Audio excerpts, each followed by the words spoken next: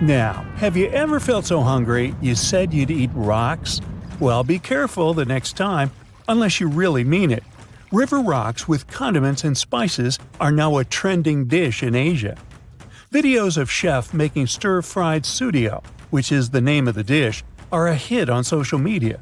It's sold at bustling night markets, cooked fresh from the riverbank, and is used in pranks. Some folks in the videos don't know what they're served and spit out that delicacy.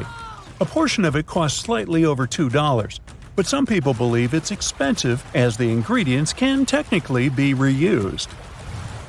Sudio has its roots in the past, and no, ancient Asian chefs didn't go around picking up rocks to serve them as a delicacy.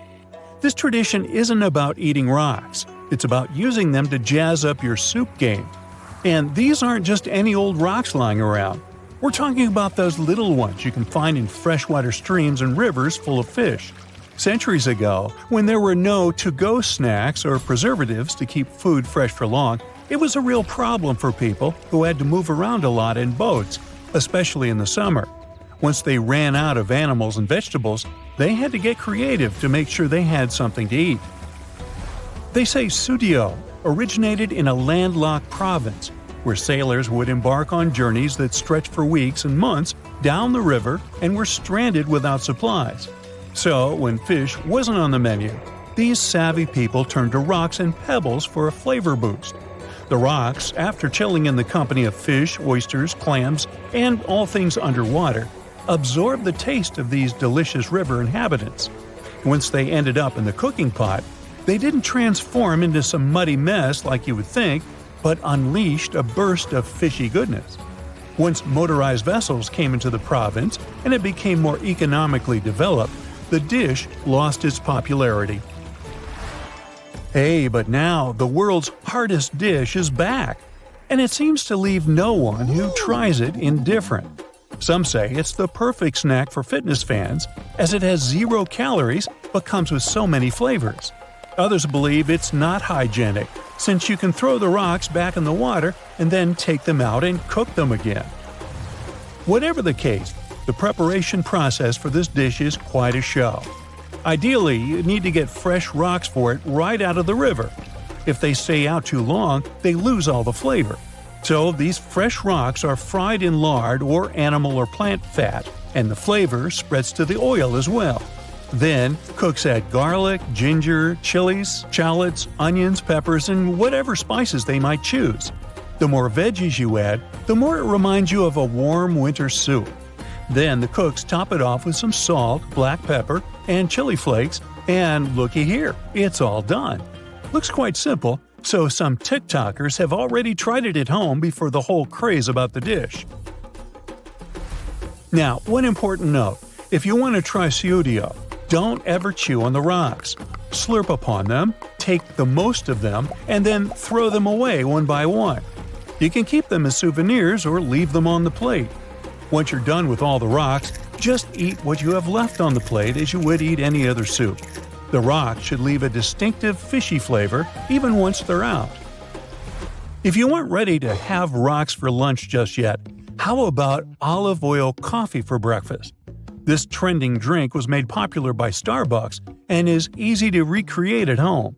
If you think it's yucky to add fat to your coffee, chances are that you've already done that. Full-fat milk or heavy cream-based cold foam are all fat in your drink. In some countries, like Singapore, it's been traditional to add butter to coffee for decades.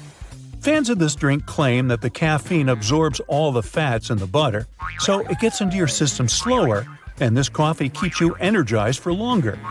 Now, olive oil has long had a reputation as a healthy wonder maker, so when you consume it in any form, it enriches you with some vitamins and antioxidants.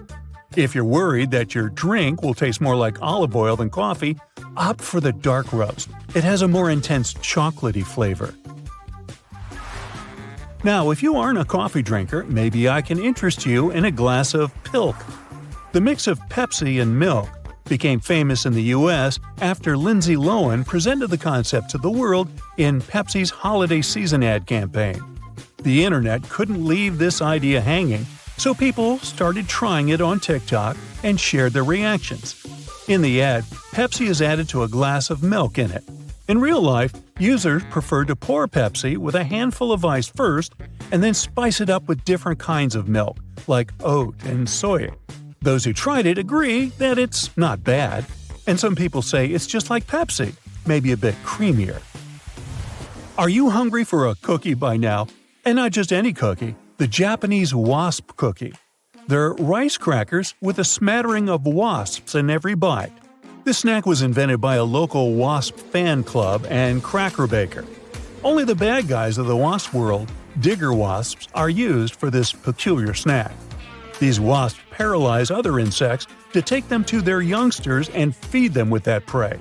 But have no worries, they won't do you any bad after they're boiled, dried, and added to the rice cookie mix. People who've tried it share that it comes with a sweet and savory flavor, and the wasps taste somewhat like bitter burnt raisins. Boy. Century eggs are another snack idea from Asia. Those are eggs that have been preserved for a long period of time in a special mix of clay, salt, wood ash, and quicklime.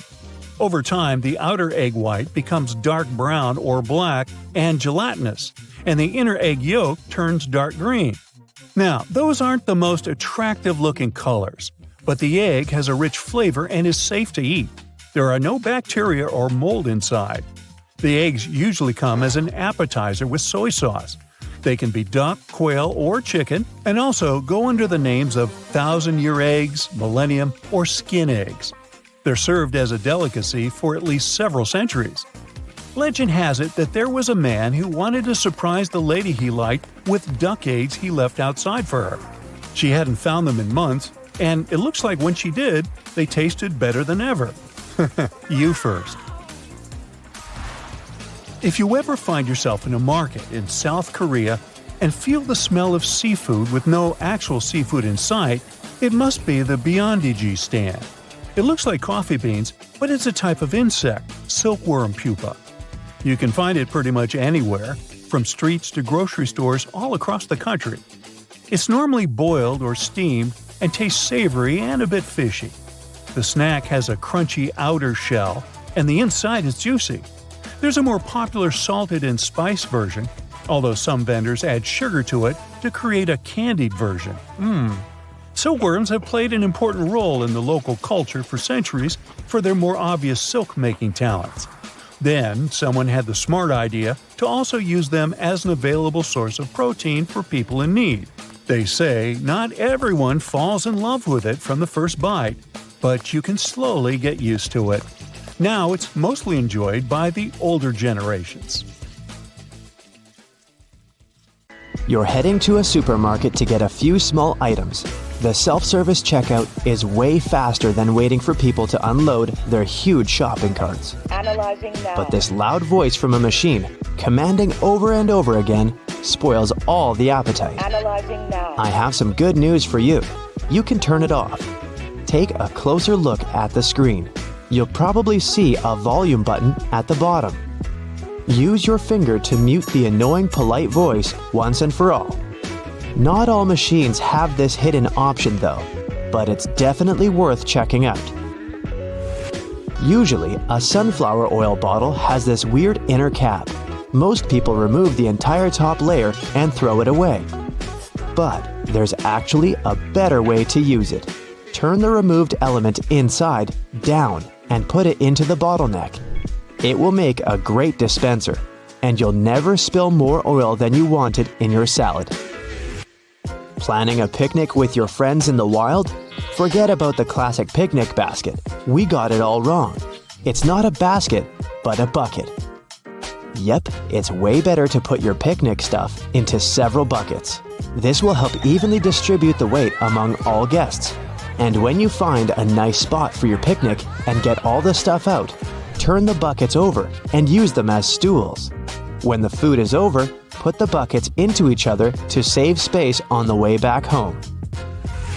Your toast is getting burnt, but you don't have any kitchen tongs at hand? Take 2 identical forks, put them together tine to tine. Stick them tightly with a rubber band, and voila, your tongs are ready. Ever wondered what this double bottom under the Nutella lid is for? There's only one way to find out. Here's a brand new Nutella jar. Let's remove the white carton circle and then peel off the foil. Surprise! There should be a little knife to cut the gold foil cover. Now you know how to get access to your favorite guilty pleasure without scratching your hands. Don't throw away the glass jar after you're done with Nutella. It can turn into a candle holder or a lantern. Wash it, paint it to your taste, add some decorations or lettering. Glue a decorative rope around the neck of the jar. Set a candle inside the jar or put string lights inside it.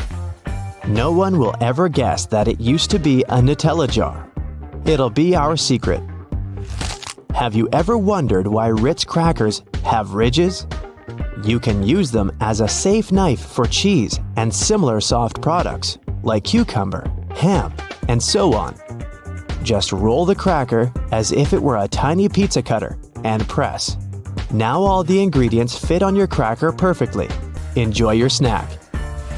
Do you have one of those old baking trays that you never use but still hesitate to throw away? Good news! You can recycle it and make a gorgeous frame for a painting or a picture. There are two ways to do so. Degrease the surface of your tray and attach the image to the bottom. In this case, the frame will stick forward. Or you can flip the tray upside down, and the edges will hide behind. Hang this construction on a wall or put it on a shelf. And feel free to use metal paint to give your frame an appropriate color. An old cutting board can make a great frame for a mirror. Use double-sided tape to attach a matching mirror to the surface of your board. Make sure the mirror is firmly glued. And now you can hang it on a wall using the board's handle, or put it on a cabinet and lean it on a wall. Don't forget to wash and dry the cutting board before beginning this DIY. We don't want the mirror to smell fishy. Another superpower of a cutting board is keeping wires tangle-free. Wrap some string lights around an old wooden cutting board and put it in your closet. The next holiday season, you'll have it completely untangled. A hairdryer can make a great mini vacuum cleaner when you need an emergency cleaning. Cut a plastic bottle and dry it. Put a layer of fabric on the fan of your hairdryer. Then place the fan in the plastic bottle bottom portion. Fix the bottle and attach it to the hairdryer using a plaster. Turn it on and you're ready to clean the mess. You can use a retro gas stove grate to hang your indoor plants. Attach it to the wall with screws or nails. Now you're ready to hang flower pots, string lights, and any other decor items. If the color of your stove grate doesn't match the interior, you can always fix this using spray paint. Chopsticks and wooden ice cream sticks can also turn into a beautiful panel that will decorate your interior. Glue the edges together to create a grid. You can also put together your name or any other word you want out of sticks. Then wrap the grid around with string lights and enjoy your decor. Don't throw away wrinkled kitchen foil. It can help to sparkle up your day. Crumple identical foil balls and glue them over a glass, a mirror frame, or even a book, and your life will immediately become more glamorous. If you need to sharpen your dull scissors, take aluminum foil and crunch it up into a ball. Sharpen the edges of the scissors right on that ball of foil. To speed up your ironing routine, place sheets of tinfoil under your ironing board and then put the cover back on. The tinfoil will reflect the heat. The iron will get hotter and will do the job much faster. If you struggle to organize all your jewelry and lose your favorite items from time to time, use a sponge to store it. Just make a few cuts and put your shiny little friends inside these cuts.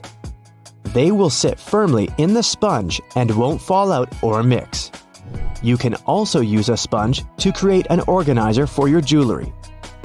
Find a cute box, cut your sponge into matching pieces, and put them inside the box.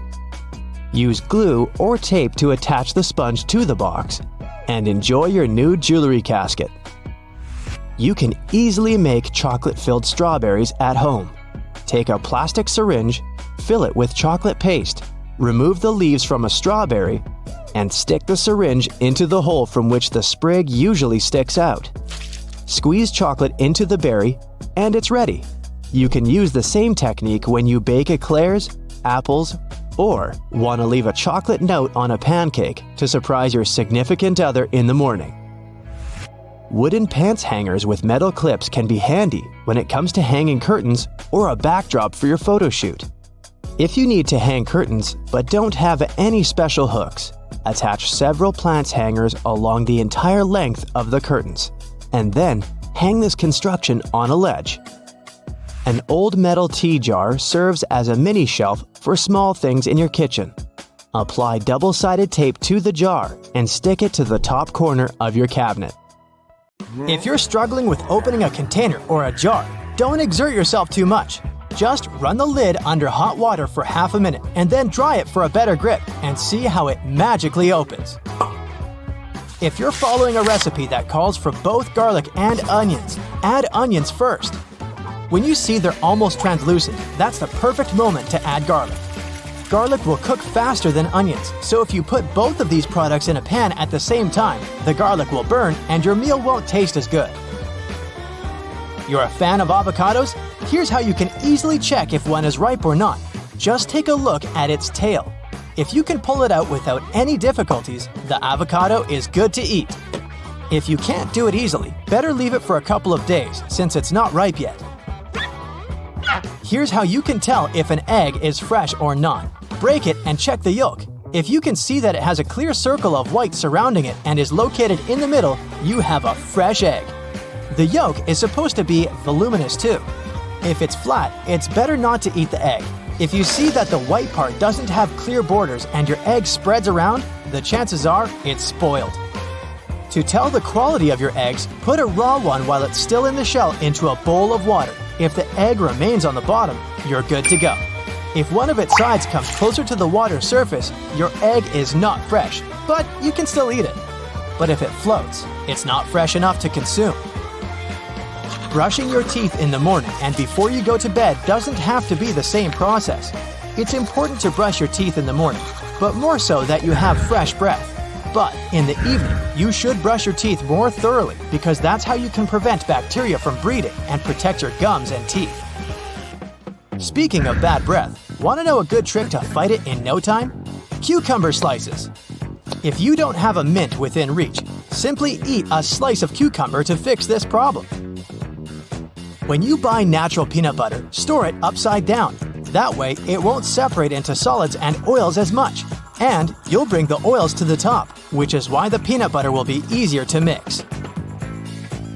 When you put something down for a while, comment it out loud.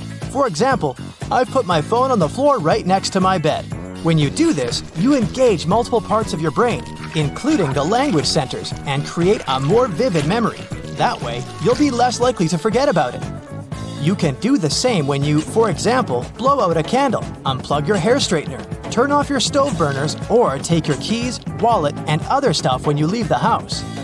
You'll get rid of many of those moments of doubt that make you wonder if you really did those things. If you visit your friend and bring along something you don't want to forget when you leave, just put it next to your car keys. That's something you definitely can't leave without. If it's hard for you to make a decision, flip a coin. It's not really about letting it decide for you, but while you're waiting to see the result, your mind will automatically start thinking about the outcome you really want, but perhaps can't admit out loud. You're in the supermarket and want to know if the pumpkin you're holding is good or not. Just knock on it. Does it sound as if it's empty inside? That's a good sign. Meanwhile, on the outside, it should be solid. Sometimes we dispose of foods that are still good to consume, like yogurt that's become layered. You know that layer of liquid on the top? That's just whey that contains nutrients. Stir your yogurt to make it smooth because it's still good to eat. When you're buying chicken, check if there's liquid around it. It's better when it doesn't have it. For instance, if you take some frozen chicken out of the freezer and see a lot of ice around the piece, it's better not to eat it. You're moving into a new apartment or house? Set up your bedroom first. Buy a bed before anything else. When you're exhausted after carrying your stuff around and cleaning the whole day, you'll just want to have a comfortable place to rest. Here's a trick that will help you figure out if your coconut oil is adulterated. Leave it in the fridge for half an hour. Coconut oil becomes solid at low temperatures. Adulterant oils detach and you can see them as a separate layer. When you want to check if an onion has some mold, just take a look at what's under the first layer of peel. Do you see stains that look as if the peel has faded? Mold. Better avoid buying this vegetable. Or make sure to remove all that mold if you've already got it. You can determine whether a lemon is ripe or not by eye. If its skin is smooth and has a rich yellow color, it's ripe. A greenish tint, as well as a pale yellow color, tells you it's ready to be used yet. This one's for coffee lovers. If you really want to enjoy your overall coffee experience, it's way better to buy beans and grind them yourself. Or ask if a salesperson can do it in the store when you buy your coffee. That's the best way to make sure that the product is really made without any extra additions that can be present in a regular ground coffee. If you're looking for a simple way to separate yolks from egg whites, try this. Take a clean and empty plastic water bottle, crack an egg into a bowl, squeeze the bottle over the yolk, and slowly release it. This way, you'll create a vacuum which will make the yolk slide into the bottle. Ta-da! It's separated from the white, just like that. Let's say you lost an earring or some other small item in the house. A vacuum cleaner will help. Just don't forget to pop a stocking over its head. This way, the item won't get lost in the dust and dirt inside the vax bag. You want to take your favorite lotion with you on a trip, but it takes up too much space? Try using a contact lens case. It doesn't need a lot of space and it's a perfect solution for short trips. A hair straightener is a surprisingly good tool when it comes to ironing collars, especially if you're not a fan of regular ironing. When you want to check if your batteries are good or bad, just drop them on the table from approximately 6 inches. If they bounce once and fall right over, they're good to go. If they bounce around more than that, they're either done or on the way out. If your razor doesn't have a plastic cap, just use a binder clip to cover it. And to protect the rest of your stuff if you're packing it with some sensitive items or materials. Nail polish is a simple yet effective way to differentiate your keys, especially if they're all similar. Finally, you don't have to try each of them before getting to the right one. When you're reheating leftovers in a microwave, space out a circle in the middle of your dish. This way, your food will heat up more evenly. Straw is a cool tool to remove strawberry stems. Don't you think? A muffin tin definitely comes in handy when you want to serve different condiments for your barbecue. Plus, it will save you some time with the dishes later. Now, a basic sponge and baking soda can make a great eraser for little grease spots, fingerprints, and stains on your walls, or many other painted areas such as furniture or wood fences. Just sprinkle a bit of baking soda on your dry sponge and scrub the stain area in a circular motion. And then use a clean, dry cloth to wipe the baking soda off to get rid of any remaining dirt. If you're worried that this technique might ruin the paint, try just a bit of soda first and see how the surface reacts. If you want to extract the maximum amount of juice from your lemon or lime, put them first in a microwave for 15 seconds. After that, give them a little roll on a hard surface. And now, feel free to use your manual juicer. When you smash some glass or pottery on the floor, it can be pretty hard to notice and pick up all the tiny fragments, especially if the glass is transparent. Guess what can help you? A slice of bread. After you remove all the big pieces, carefully wipe a thick slice of bread across the floor to pick up any tiny fragments. They should just get stuck in the bread. But make sure to do this very carefully or just put on protective gloves. And don't absent-mindedly make yourself a sandwich right afterwards. Hey, just saying. If you're a huge fan of garlic, here's a tip for you. Cut one garlic bulb in half and rub an empty bowl for a nice flavor. Now, you can put your pasta, risotto, or salad in the bowl and enjoy your meal. Pringles tubes are made from a mixture of paper, plastic, and metal, which makes them a good option to organize groceries. You can paint the tubes in a plain color to make them match your stylish, minimalistic kitchen, and then attach removable labels on the side. Have you ever struggled with threading a needle? Here's an easy way out. place your toothbrush on the table and put the thread across the bristles of the brush. Now gently push the needle down over the top. The bristles will help you poke the thread up through the eye effortlessly. Once you got the loop, just use your fingers to pull it through. If you've got these annoying tea stains on your favorite mug that won't wash off, try to apply some toothpaste to your sponge. This is also applicable when you need to make your dirty cutlery shine. It's best to use a mildly abrasive sponge. It's pretty helpful when it comes to removing dark spots on dishes. Now let's say you've recently received a really gorgeous bouquet, but the flowers got this sad look in a blink of an eye. You can extend their living very easily and almost free of charge. First, fill the vase or vase with fresh water and put a couple of teaspoons of sugar. This will help to nourish the flowers. Before you put the flowers back into the vase, cut about an inch off the stem, but make sure to slice it at an angle like this. This trick will increase the surface of water absorption. Repeat this with all the stems, especially with hard ones. Now put the bouquet back into the vase or vase. The flowers should cheer up within 12 hours. If you suffer from cold feet, put them into a vase or vase. No, wait. Use a hairdryer to warm up your slippers before using them. This tip is also applicable to your outdoor winter shoes. Speaking of feet, there's a great way to get rid of unpleasant smells. Apply about 10 drops of your favorite essential oil on 2 cotton balls. Now place the balls into the shoes and leave them overnight. Remove them in the morning and enjoy the fancy smell. You can also mix a couple of your favorite fragrances to customize your shoe fragrance even more. If your drain is a bit dirty and smelly, there's an epic tip to solve this issue.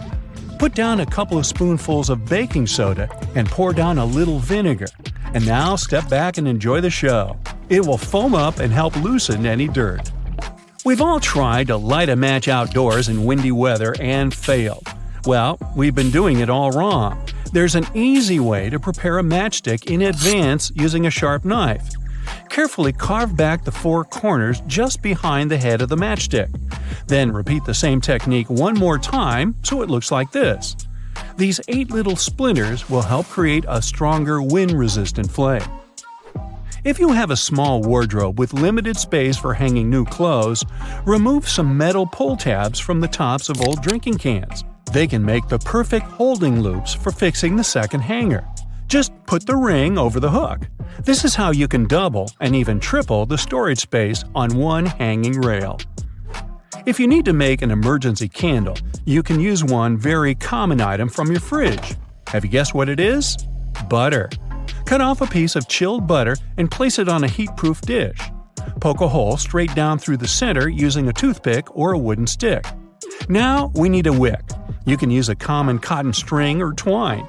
Cut the corresponding length and poke it through the hole so it goes all the way to the bottom of your candle. Gently coat the end of the wick with butter and light up your brand new DIY candle. Use hair straightening tongs to smooth out those annoying creases on your tie. Or let's say you're working in a shop and you have to deal with fluffy piles of cash. The tongs will help you iron your money to put them in smaller stacks, which then fit neatly into your backpack. Hey, let's not go there. Wow, this zipper is tough. Why can't it slide smoothly like all other zippers? But don't rush to throw away your coat. Grab a bar of soap and gently rub it up and down against the zipper. Repeat it on both sides. Can you feel the difference? Cut one leg off your old tights and put 2 long cardboard tubes inside it. Go ahead and thread it under your internal door with 1 tube on each side. This will protect you from any draft because the tights will seal up any gap under the floor. You can also use this trick when you need to make a full blackout in the room. Just make sure to use thick black tights. Let's say you're visiting a conference in another city, and your schedule will be very busy. You can prepare your outfits for each day in advance and put them into different compartments of your hanging clothes storage organizer this way. Now, put it right down into your suitcase, zip it, and you're ready to go. When you arrive at the hotel, you can just carefully pull out this organizer and hang it in the closet in just 2 seconds. But don't forget to take the shoes too. Is there a way to drive a nail into a wall without hurting your fingers? The answer is yes. Grab your comb and push the nail in between the prongs. This way you'll keep your fleshy fingers far away and safe. And once you've got it started, you can easily slide out the comb and finish driving the nail. If you need an emergency metal scrubby sponge to wash your pot or pan, use a piece of tin foil. Crumple it up into a ball, apply a little bit of dish soap, and your brand new sponge is ready. Now start scrubbing and get ready to be amazed. It works really well, huh? By the way, the tin foil doesn't have to be new. You can recycle the piece you've already used for cooking. And the final tip is for perfectionists. If your shower head has a hard water buildup, the water won't come out straight. To fix this, fill a plastic bag with plain white vinegar. Then put the shower head inside the bag, attach it with a band, and leave it overnight. In the morning, you can give your shower head a little scrub with an old toothbrush or clothes brush. This should help remove the remaining hard water dirt. This trick is also applicable for faucet heads. You're walking down the street when you see graffiti that grabs your attention. The future changes the past every day. You're not so sure you understand what this means. But luckily, your best friend is a ninja scientist, so you text him a picture of the graffiti you just saw. In less than 10 minutes, your friend Moody says, "Stop by the lab, and I'll show you what this means." P.S. Your life might never be the same. You're a curious person, so you don't think twice before heading down to Moody's lab. When you arrive, Moody has already set up everything to show you one of quantum mechanics' most surreal experiments. "You ever heard of entanglement?" Moody asks. Judging by the confused look on your face, he adds, "I'll show you then." Usually, when we say something is entangled, we mean it's in a complicated relationship with something, right? In mechanics, that's pretty much the same. Let's say we have two lab-created particles that are always interacting with each other. Let's call them Rose and Daisy. Rose and Daisy are like twin particles, and their behavior is synchronized. If one moves to the left, the other does the same. In order for this experiment to work, we have to separate Rose and Daisy. Rose is put in a freezer and moved to Los Angeles, while Daisy is packed up and taken to New York City. Rose has no idea where Daisy is and vice versa, and there's no communication between them. No, they can't even retweet each other. But somehow, if someone as much as poked Rose, Daisy would behave as if she had been poked. Just to make sure we got this correctly, the twin particles are placed across the country from each other. There is no communication between them, but if Rose is poked in LA, Daisy will feel it instantaneously in New York City. As Moody shows you this, the look on your face gets more and more confused. How on earth is this possible, you ask? Why, entanglement, Moody answers. For quantum mechanics, it's as if these particles behave like magic dice. If you roll both dice at the same time, they will give you the same result over and over again. Even if two complete strangers ran them, in two completely different locations. It does sound like magic. What exactly are we looking at, though? The first thing that might come to mind is that some kind of instant communication is happening between the twin particles. If this was true, then one of the fundamental principles of physics would be omitted. If Rose and Daisy were communicating with each other, this would have to happen faster than the speed of light, and according to our genius buddy Einstein, that's impossible. But there's another option, Moody says. What if this experiment shows us that time doesn't only move forward like we're used to believing? What if this proves that time is moving backward?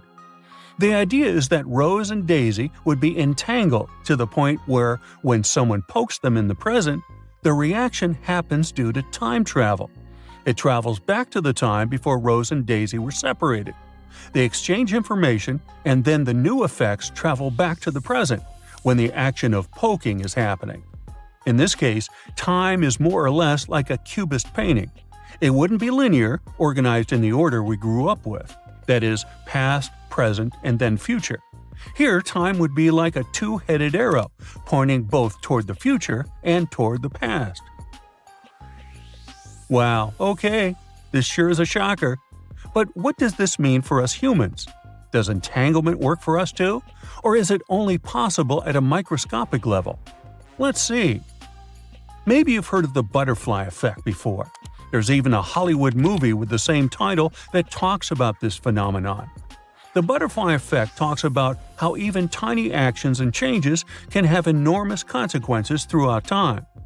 The famous phrase that describes this quantum phenomenon is, "A butterfly flapped its wings in Brazil and caused a tornado in Texas." It's a metaphor to describe what is known in the quantum mechanics world as chaos theory. Hey Moody, can you come here for a second? What exactly is chaos theory, and what does this have to do with us humans? Maybe you've come to a point in your life where you had to make important decisions, like, do I accept this job in another country, or do I get married to the love of my life? Do I travel the world for 6 months, or do I invest all my money in my best friend's startup company? These life-defining decisions make us wonder if the entire course of our lives will be changed depending on our choice. If you accept that job, does that mean you will never marry the love of your life? Not necessarily, right?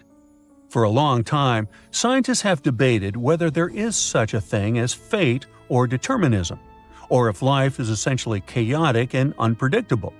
Depending on which strand of science you want to bet on, you can have either one or the other.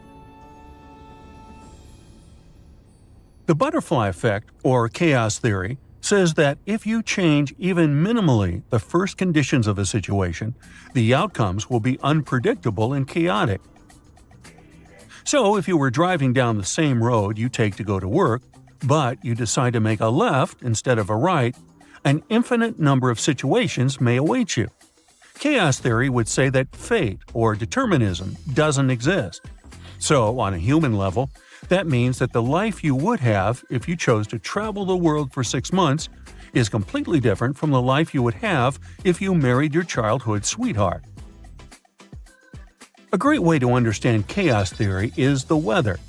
Ever wondered why weather forecasts usually get it wrong? Why they say we're in for a sunny week, but halfway through we get heavy rain? That's because it's extremely difficult to pinpoint with precision the first conditions of the atmosphere. Therefore, it's almost impossible to make precise predictions about it. Remember we said even tiny changes in initial conditions can completely alter the outcome? Computers may be able to make approximate predictions for 1, 2, or 3 days. But after that, the distance between reality and what was predicted gets too big.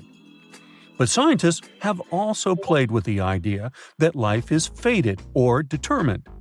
This idea was the most accepted one until quantum mechanics came along with its otherworldly experiments. The most famous experience that defended the existence of fate is known as Laplace's demon. French scholar Pierre-Simon Laplace suggested that if we were able to know the precise location and speed of each atom in the universe, then we would be able to predict past and future trajectories. In other words, if we could pinpoint the exact coordinates of an atom, we'd be able to type that into a computer and the machine would give us all the possible trajectories for that atom. And if that atom were you, that would mean a computer could predict all possible timelines you could experience in this lifetime. It didn't take too long before Laplace's theory was rebuked, simply because it's practically impossible to find with precision the exact location of an atom. This leads us back to chaos theory and the difficulty to pinpoint the exact coordinates of a particle in time and space, leaving a lot of room for unpredictability. Yikes! It's a lot to take in, huh? Scientists do believe there's also a middle way, that life can be both deterministic and non-deterministic at the same time. We can sum it all up with a famous quote by Nehru. He said that life is like a game of cards. The hand you are dealt is determinism, but the way you play it is free will. So, what do you think of that? There are probably 36 other civilizations hanging out in the Milky Way, and over 170 billion galaxies, give or take, in the observable universe. Conditions for life are all over space. So, where is everybody? Nuclear physicist Enrico Fermi came up with this exact same question during a lunch break with his colleagues in 1950, leading to one of the most unsettling paradoxes in the universe. Even though there's a huge probability of extraterrestrial civilizations existing, we still haven't found any clear evidence of them. One possible explanation comes from the zoo hypothesis. It suggests that advanced extraterrestrial societies exist and know exactly who we are and where we are, but intentionally choose to stay hidden. They're just observing human quirky behaviors, as if we're in some kind of a cosmic wildlife park. But their intentions could be much darker. If you're a Star Trek fan, you probably remember the main rule for Federation members. Starfleet officers shouldn't contact species that are not advanced to avoid messing with their development, even if it means risking their own lives. Now, even though it's fiction, this rule perfectly captures what the zoo hypothesis is all about. Beings from other corners of the universe see our planet as a cosmic zoo with one-way bars. They can watch us brushing our teeth in the morning or walking our dog, but we can't catch a glimpse of them. In this theory, non-terrestrial life forms deliberately keep their distance from us, sticking to a hands-off policy agreement in the vast cosmic neighborhood. It's like those super smart beings agreed that we needed to have the freedom to shape our own future and destiny, following our own path of development without external contamination. The idea is that these super advanced civilizations could be like, 500 million years ahead of us, which would explain why we haven't seen any signs of them.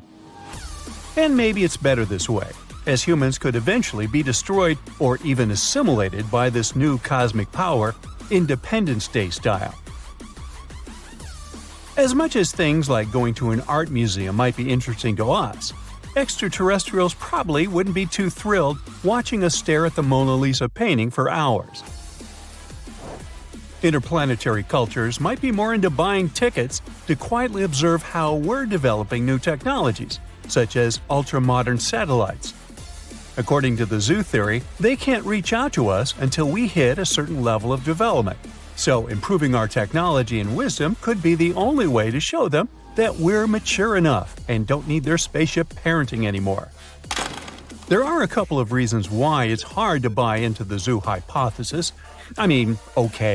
Extraterrestrials might not visit or reach out because we're not all that advanced. But it is tough to explain why they keep ignoring all our attempts to communicate. Even if the zookeepers try their best not to interfere with animals' lives and behaviors. I bet they couldn't just ignore a bear speaking in loud and clear English about its desire to communicate. So that's pretty much why humans keep trying and trying to provoke some reaction from inhabitants of other planets using radio signals. In 2017, in a valley 8 miles southeast of the Norwegian city of Tromsø, a radar antenna transmitted some specially composed electronic music to potential intergalactic listeners. The target audience was in GJ273, also known as Lyton Star. It's a runty red dwarf located 12 light-years from our solar system. Since radio waves travel at the speed of light, we'll have to wait more than 2 decades before looking for a reply. But the main problem with radio waves is that we're kind of in the dark about where to look, and civilizations might be as far as 17,000 light-years away. Plus, we don't know which radio frequency extraterrestrials use to chat. Now here on Earth, we use the radio spectrum to send signals into the universe, assuming that what works for us might be a common method for other civilizations. But in fact, it could be considered a somewhat old-school technique for other beings. That's why current projects are now looking for technosignatures, which are signs of technological activity from extraterrestrials, like city lights, solar panels, megastructures, or artificial satellites. Another potential clue is to study the atmospheres of planets orbiting nearby stars, as an advanced civilization might be altering its atmosphere with different gases, making it detectable. Despite decades of observations, there is still no definitive evidence that advanced extraterrestrial civilizations are out there. But that doesn't mean they don't exist. Even by expanding search fields, we're talking about odds much slimmer than hitting the jackpot, with a roughly 1 in 3 billion chance of finding an advanced civilization within a given distance from Earth. Maybe space creatures are responding to our communication attempts, but in a way that we can't understand. The universe has been around for more than 13 billion years, while humans showed up just 200,000 years ago. And this is about 0.01% of the universe's age. It's like we're still learning to talk, while other super smart beings might be sending us messages that are all lost in translation. We keep waiting for a giant UFO to land on Earth and for green ETs with huge eyes to come out of it. But we forget that our intergalactic neighbors could be more interesting in building nanotechnologies to watch over us. They could also be trying to communicate using neutrinos, which are subatomic particles with an extremely small mass that could effortlessly pass through our planet without being detected by our current technological devices. Now, the zoo hypothesis has another issue. It is pretty tough to believe that, with all these civilizations supposedly hanging out in the universe, they would all decide not to reach out to humans. For this to happen, there would have to be a great sense of structure, with a higher intelligence working as the head of the universe, giving them direct orders and clear rules to keep us isolated. But we're talking about billions of possibilities for life, right? More civilizations mean that there are more chances of a violation of this no-contact rule.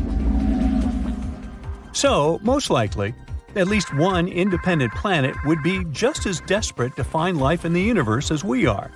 Some scientists also believe that if such advanced life had substantially colonized Earth and many other planets, we would know it by now. The zoo hypothesis has two other variations that are even more frightening. In the laboratory hypothesis, nobody contacts us because humankind is actually being subjected to experiments, and Earth is essentially a giant science lab. Otherworldly creatures could be analyzing human responses to various survival challenges, such as tsunamis or massive earthquakes. In this case, the no-contact agreement between all other space groups would make a bit more sense, since it's in the name of scientific research for the greater good, at least for them. The planetarium hypothesis, proposed in 2001, suggests that we are living in an artificial universe, in some kind of virtual reality designed to give us the illusion that the universe is empty when it's not. But no possible generator could test this hypothesis. Besides the zoo, the laboratory, and the planetarium theories, there is another possible answer to the Fermi paradox. Nobody contacts us because humans are completely alone in the universe. This is known as the rare Earth hypothesis, and it emphasizes how Earth occupies an incredibly unique position. No other planet could bring life to the universe that could be more than just bacteria. We may consider ourselves pretty lucky, as even a small change in any of Earth's orbital parameters, like the distance from the Earth to the Sun or the rate of rotation, could make conditions too extreme for people or life in general. But again, it's hard to think that we are alone in this vast universe. So, we're back to the paradox. Where is everybody? Dogs are awesome. They're called a human's best friend for a reason. However, every dog is different in terms of temperament. I admit it's so hard not to stop every dog you see and pet them. But not all dogs are friendly towards strangers or even towards other dogs. So if you happen to come across a reactive dog and unknowingly try to give it a big hug, you cause nothing but stress and fear. But don't worry. That's why dog owners came up with the color-coded bandana system to let you know whether you should keep your distance or you can go and say hello. And as a bonus, those bandanas make their dogs look even cuter. So, get ready for the Doggo Fashion Show. Our 7 dog models will walk the runway, as I explain to you what each color means. Let's start with white, shall we? Our first doggo model housing on the runway is white. He's a big and cuddly 11-year-old golden retriever. But what does the white bandana around his neck mean? This might break your heart a bit, but that means he either has a hearing or sight problem, or he's totally deaf or blind. But again, that doesn't mean his owner loves him any less. Look how happy he is. And you'll be relieved to know that his condition has nothing to do with how long he'll live. He's got many years ahead to jump around and smell all the corners of the street. It only means you should approach him, keeping in mind that he might be startled by you. Okay, now that you know what white bandanas mean, how about we take a look at the colors of the rainbow in a row? The first is red. Red can mean many things for us two-legged folks: love, anger, or passion. But in the doggo world, it means danger. Take a look at Candy here. She's a 4-year-old Rottweiler. You see her red bandana? That means she won't be so sweet to you if you approach and try to pet her. Even if you see her acting loving and cuddly towards her owners, don't be fooled. Her owner makes her wear the red bandana for a reason. They're warning you about her temperament issues. So, if you see other dogs wearing red bandanas like Candy here, beware and don't get too close. Avoid any interactions and give them space, for they're not to be messed with. The next color is orange. Look at Buddy, the 6-year-old chocolate Labrador retriever, owning the doggo runway with his orange bandana. That means he's friendly towards all humans, adults, children, you name it. However, he doesn't like to be around other dogs. A canine might not enjoy being around its peers for several reasons. First of all, it may have had a traumatic event in the past, like getting attacked by another dog. Secondly, it might be scared of other dogs due to size differences. Thirdly, it might see them as a threat to its status. Or it might simply be too protective of its owner and see other dogs as a threat to both its and its owner's safety. No matter the reason, you'll know when a dog is feeling scared or threatened by these behavioral signs. It might growl, expose its teeth, bark excessively, point its ears up, or even try to bite. If you're a dog owner who is facing these issues, but the reactions of your dog are not that intense, you can try to get your furry friend familiar with other dogs constantly so it gets desensitized. But if it acts uncontrollably, you can seek help from a professional dog behaviorist. Next up, we have the color of sunshine. Look at Daisy, the 2-year-old King Charles Cavalier, walking the doggo runway, sporting a yellow bandana. Yellow might seem like such a happy color to you, but that's not really the case in terms of the bandana color system. If a dog is wearing a yellow bandana, that tells you to approach it slowly and with care, because that means the dog is undergoing therapy or has some disabilities. On the other hand, it can also mean that the dog is anxious and nervous. It can be hard to predict how it will react, and it can get edgy easily. So, you need to be gentle towards the dog, or be quiet and calm around it. That way you can show both the owner and the dog that you are a considerate dog lover, and you have respect towards whatever issues the dog might be undergoing. Keep in mind, it always helps to ask the owner first if it's okay to go near the dog and pet it. Our next dog model is a 2-year-old standard poodle. Do you see his green bandana? It makes him look like a happy little leprechaun, right? So you probably guessed it right. If a dog is wearing a green bandana, that means it is friendly and sociable indeed. It loves to be petted, and it sure loves playing games. It'll do all sorts of funny things to entertain you, for that makes it truly happy. The green bandana means it is also attentive and curious. That's one goofy fella. You can enjoy activities like playing frisbee and rolling on the grass together with that cutie pie. By the way, the same goes for their behavior towards other animals. They act friendly and playful when they're around other dogs too. Still, you should always ask the owner if you can approach the dog, no matter how friendly it is. That's the golden rule of being a respectful dog lover. You know the saying, "Why so blue?" Well, don't worry.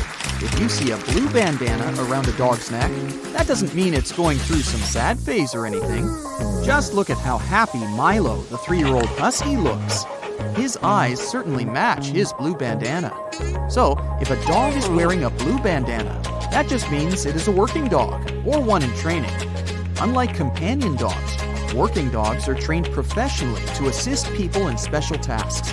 There are many types of working dogs, and these include assistance dogs that are trained to help disabled people with certain daily tasks, search and rescue dogs, herding dogs, and detection or sniffer dogs. By the way, it is believed that dogs should perform tasks and always have something to do, whether they're companions or working dogs. This way, they will live much longer and happier because those tasks will keep them physically and mentally active. This will also help eliminate unwanted behaviors, such as excessive barking. Last but not least, we have Purple. Our last dog model is Lewis, the 6-year-old pug. Unfortunately, she's a bit of an allergic furball. That's why she's wearing that purple bandana, to let you know that you shouldn't give her any food without asking her owner first. And actually, that goes for any dog, even if they don't have a purple bandana around their neck.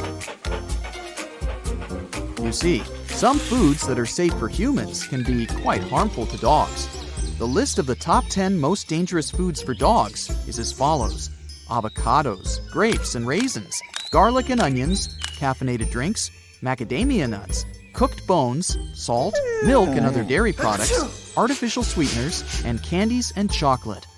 On the other hand, foods like carrots, apples, cucumbers, blueberries, and green beans are some of the safer options. However, one important thing to be noted here is that while some food may be safe to eat for some dogs, others might still be allergic to them.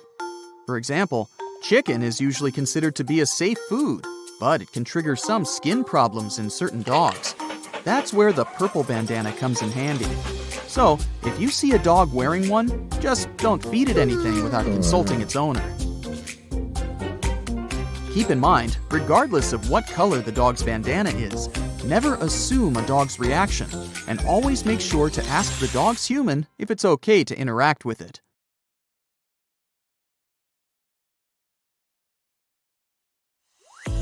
Well, it's that time of year again, spring cleaning. Making your way outside, you grab the duster and broom to get rid of all those cobwebs on your windows. They don't stand a chance this time. Removing one cobweb after the other, you suddenly notice some weird-shaped mud stuck under the eaves and porch. What's this? It suddenly dawns on you. These have to be mud dauber wasp nests. You're probably thinking there's a swarm of them around with so many nests being side by side. Luckily, mud dauber wasps are solitary insects. Whew! All those little mud huts are filled with paralyzed spiders. Sometimes, even up to 500 spiders can be trapped in these lockers, just waiting for the wasp young to hatch. If the nest has holes, it may indicate the nest is inactive or old, as mud dauber wasps create holes when they leave the nest. If you're not going to remove them, it's best to wait until nighttime when they're not as active. While they're pretty placid, if they feel threatened, they won't hesitate to sting.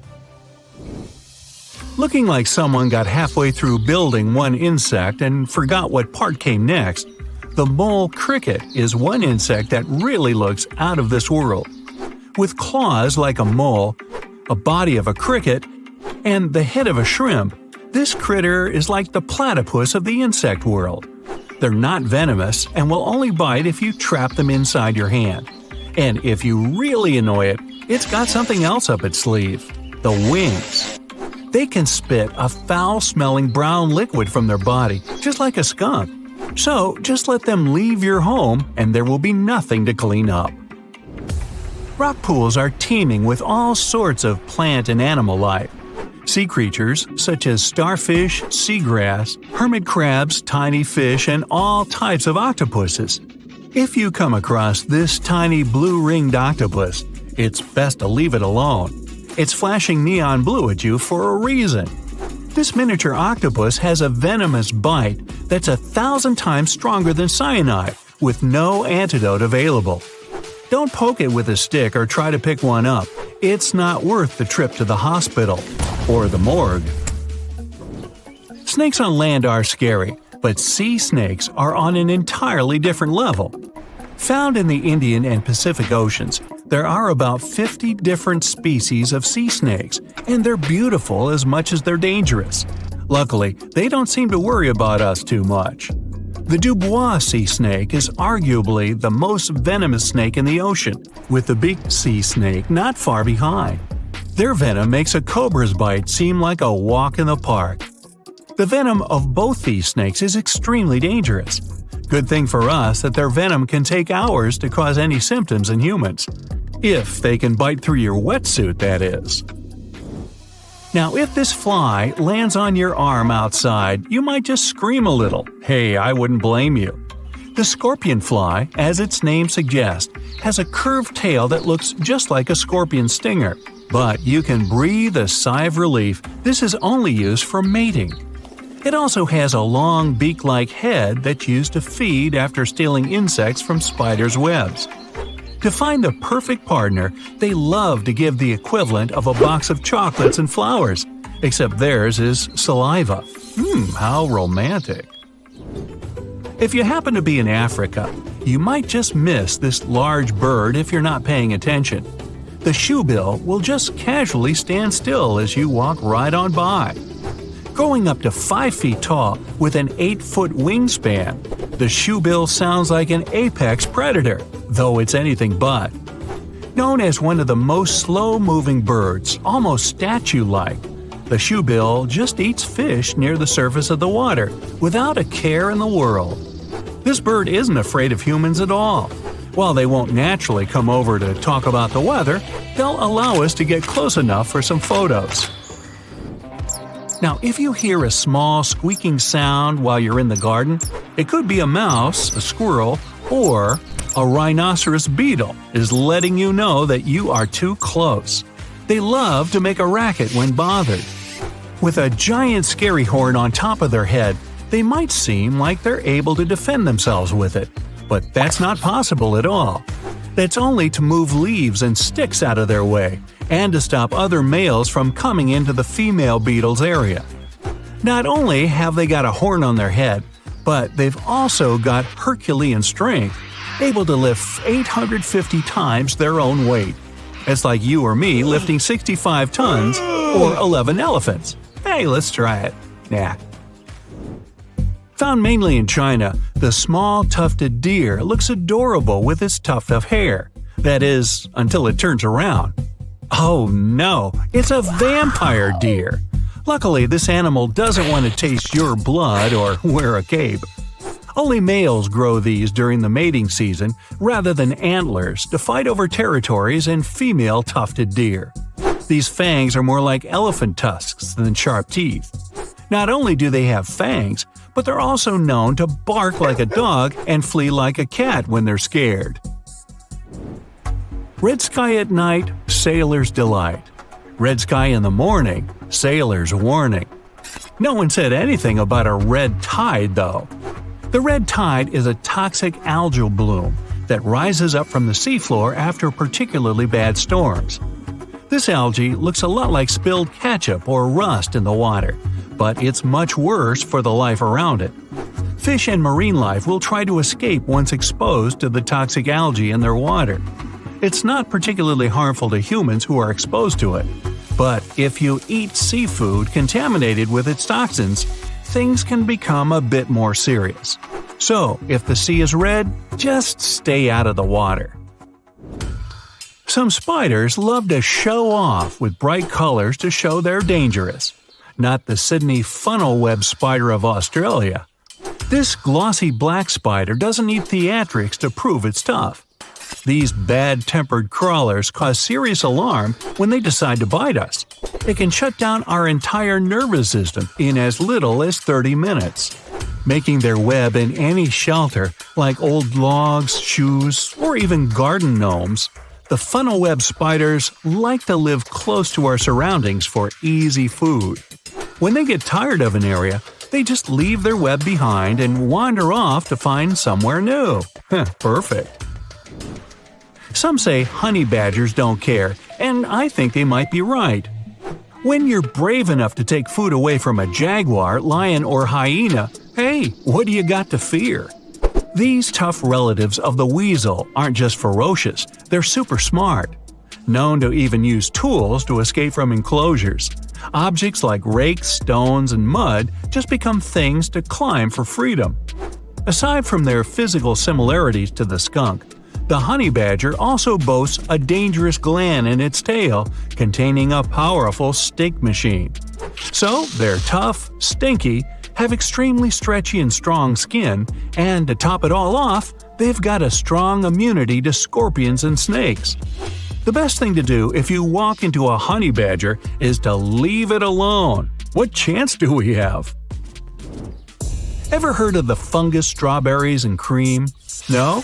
What about its other name, the bleeding tooth fungus? This fungus isn't toxic, but tastes so bitter that you might think twice about trying some. When young and growing, this white mushroom appears to have red jelly coming out of its pores. This sticky liquid is sap that's pushed up from taking on too much water. The adult mushroom is just a boring beige compared to this. Underneath the mushroom cap, where its spores are produced, it has a tooth-like structure, just to make it even weirder. Tasmanian devils have a reputation for being bad-tempered when threatened by a predator, fighting other males, or getting a place at the table for dinner. They're dubbed devils because of the teeth-baring, lunging, and one of the scariest shrieks you'll ever hear in the middle of the night. They'll also eat pretty much anything they can get a hold of, too. They don't habitually go for people, although they will defend themselves if they're cornered. With such a powerful bite, you wouldn't want to be on the receiving end. Good thing the Tassie devils would much rather escape as well.